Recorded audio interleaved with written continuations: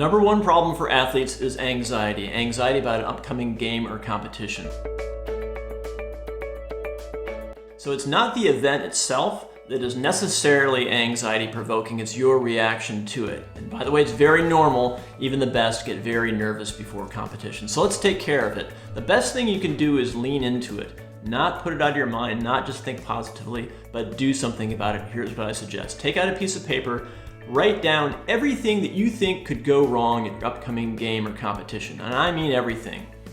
And you might say, well, why would I focus on that? That sounds negative. No, what you want to do, that's going to be in your head anyway. You want to get it out of your head and put it onto paper.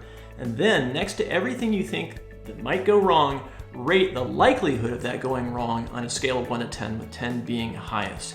Chances are there's only going to be a couple things that are rate kind of high that you might say to yourself, and try to be honest about this too. Don't use emotion, try to use reality here of how likely really is something that you're worried about going to happen, how something bad happening, how likely is it really that it's going to happen.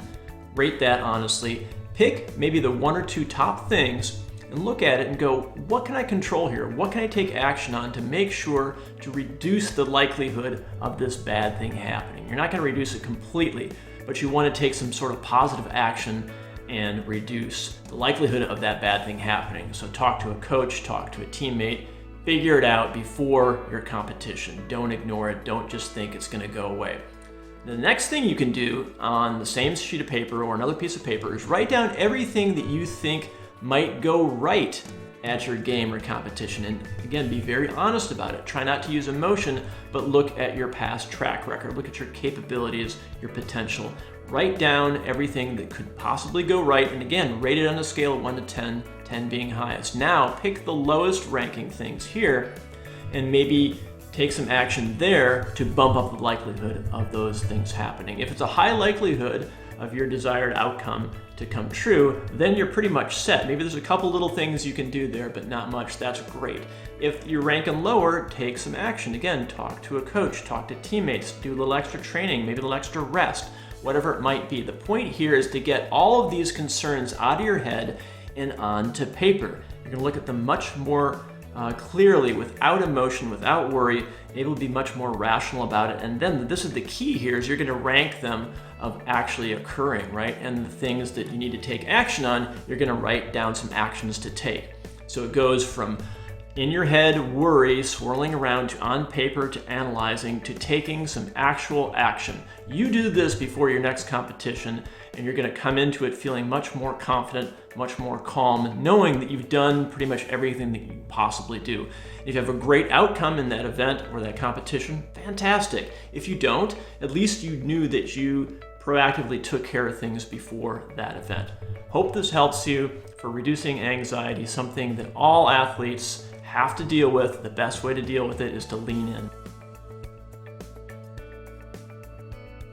Okay, now that you've made this list of things that could go wrong, things that could go right, hold on to this list. This is the place that you're going to go to if you find yourself drifting back to worry. Go back to your documentation, remind yourself you've taken action on your worries, remind yourself you've taken action on your ideal outcomes. That will get it out of your head and refer it back to the paper. So use those pieces of paper before your competition to remind yourself that you're on track, remind yourself that you've taken action. That will give you permission not to worry. Let's take things just a little bit further here though, okay? Let's take it a step further and let's focus on your ideal outcome and a visualization you can do that's gonna help you. Okay, so pick out your ideal outcome for your game, event, competition, whatever, and focus on actually achieving that outcome, not having achieved, past tense, but achieving during that process. So it could be during a bicycle race. You could make a particular attack at a certain point on the course. You could visualize that. It could be you're making a 3-point shot in a basketball game. It could be you're throwing out a runner at first base. Whatever it is, visualize that actual process of you achieving something awesome. And visualize the details, all the way that you're going to do it, the exact place that you're going to do it, and keep this visualization limited to 30 seconds. You don't need anything more than that, okay? But what you want to do is you want to repeat it first thing in the morning, right when you get up, and first thing right before you go to bed at night, okay? You want to have that repetition cycle. Now, this isn't going to be something magic that's going to guarantee an outcome, but what it's going to do is going to start training your brain to get away from the worry and focus on the target that you want. And we do this through repetition and visualization. So visualization, again, is you achieving during taking action during that competition, event, game, and feeling confident about it. And here's the key. You want to actually embody a posture during your visualization. Helps to close your eyes, take in a deep breath, and actually puff out your chest, kind of like you're proud, extra strong, and just take about 30 seconds and visualize your ideal outcome. Okay, and again, the posture is really important here. So again, you repeat that in the morning and at night before your competition. And game day, competition day, you repeat it right before the event. Now, don't obsess about it and thinking this is, your magic cure, okay? Just trust the process. And what you can do actually during your event, game, or competition is if you catch yourself kind of slumping in your posture, I want you to tweak yourself back into your powerful posture. Now, you don't have to be obvious or silly about it, but you want to do like a little posture tweak. That will send a signal to your brain to focus back on the target, and that's all happens subconsciously. So again, it's not magic, but it's just really retraining your brain to focus on a positive outcome. So try this visualization process, repeat it as much as possible. Again, don't obsess about it. I would say limit it to morning and night for about 30 seconds. That's really all you need. Anything more than that, you're gonna kind of wear it out. And then use it again on game day, competition day, and use that posture tweak during your event if you catch yourself kind of slumping or backing off, okay? So this is a technique I think that can help you reduce your anxiety, leverage things in the right direction for you. The second most common problem for athletes is what I call plateaus. So it's arriving at a level in your sport where you are stagnating. Now, I'm not talking about burnout, but you've reached a level, you're kind of comfortable there, you know that the next level is going to be a little bit harder, so you're kind of stuck at this plateau. Now, first of all, it's very normal, and as part of the process, you go from plateau to plateau, and that's okay. So don't feel that you're stuck, just know that it's part of the process. But if you're spending a little bit too much time there, and you know if you are, you're going to want to up level.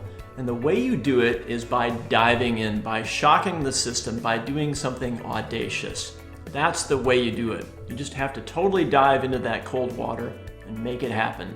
And what's going to happen is you may fail. You may not get to that next plateau instantaneously, but you're pushing yourself in that direction.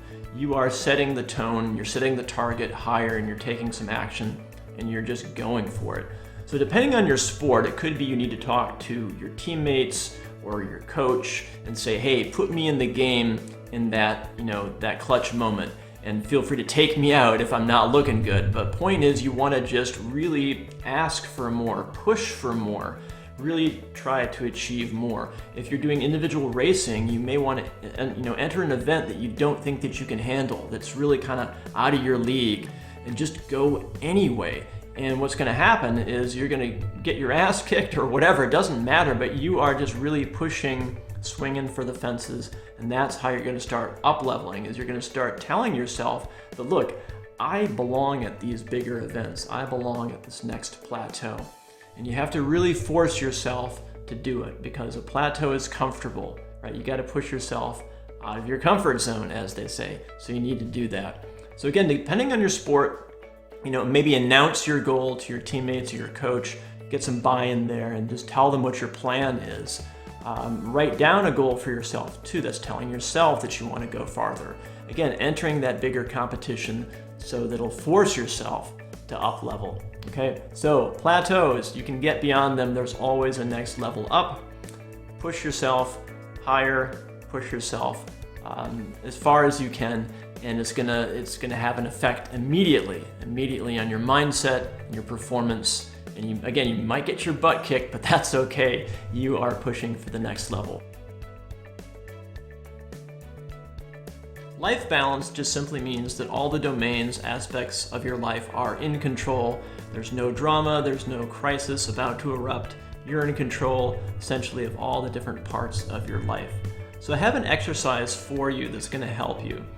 Now, if you think about it, if an athlete has some part of their life that's out of control, even if you're really hyper-focused, really good at compartmentalizing and focusing on your sport, eventually, let's say an athlete ignores their finances. That's going to come back to bite you. It's going to be some undue stress kind of hovering on the back burner that's really going to affect your performance at some point. So you want to take care of that proactively. So the exercise I have for you involves pen and paper, and what you do is you write down the domains of your life.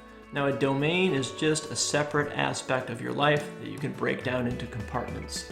Most people, it's your job. For athletes, that's going to be your sport. The other one could be your relationship with your intimate partner, wife, husband, spouse, boyfriend, girlfriend. The relationship with your family.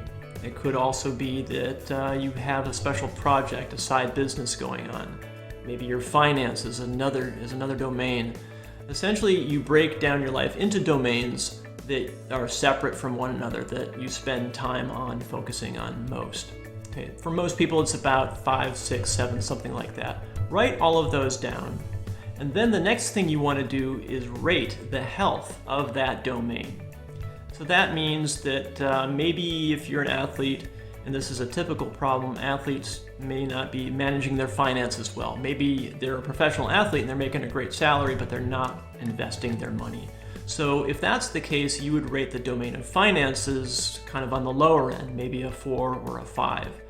And let's say, for example, you have a great relationship with your spouse. Fantastic, you mark that at like an 8 or a 9.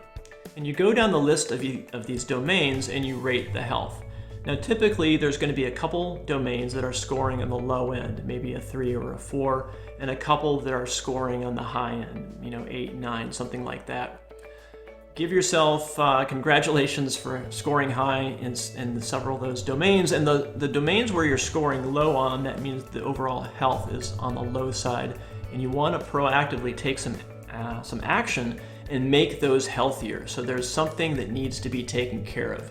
Maybe there's a problem with your coach or one of your teammates. Before that festers and gets out of control and creates drama later on, take care of that right now.